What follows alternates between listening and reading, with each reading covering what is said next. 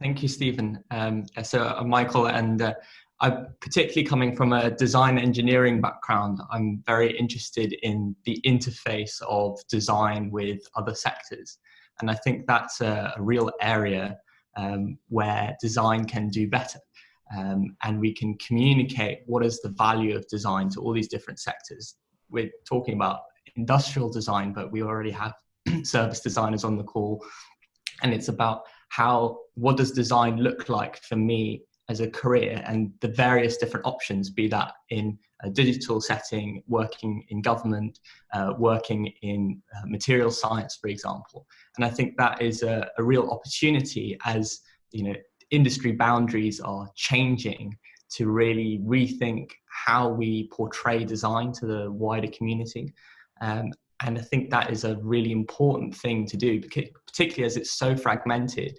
I think in engineering, pathways are relatively clear to some extent, whereas in design, the sort of myriad of options and every firm has different job titles, for example, makes it quite confusing as a new graduate to know what is out there and how do I progress, not only just finding that first start, but then actually continuing to develop and knowing where to go and how can you shape a career around that. And having real mentorship, I think, is really important to achieve that.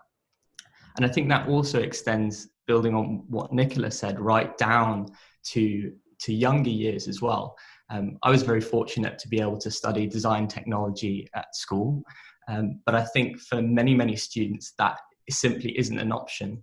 And unlike the STEM subjects, unlike now computing being part of the national curriculum from quite a young age, I think there's a real lack of exposure to design.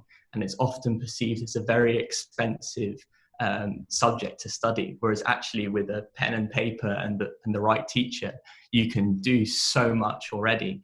And communicating the value of design, not only to people who want to be designers, but also who might want to do things otherwise. So I think that's a real key area. And then supporting also other pathways that are not traditional. I think design entrepreneurship is a real opportunity for furthering mentorship and design support.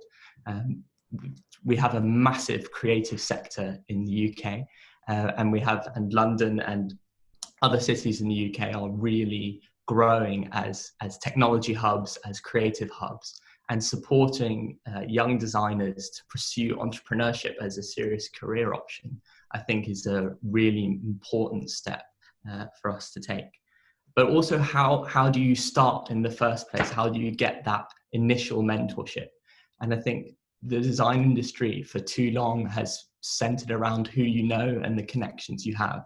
And I think by providing greater opportunities for anyone to participate in a design competition, or reaching out directly to schools and universities to build in design courses so they get real world exposure to live projects, or as close as you can get, I think is really important, particularly in COVID times where hiring is maybe not as what we would like it to be, but still providing those opportunities to get real commercial experience and exposure to your design work and feedback on any ideas you might have, I think is really, really important. So I'll finish there and welcome any questions later on.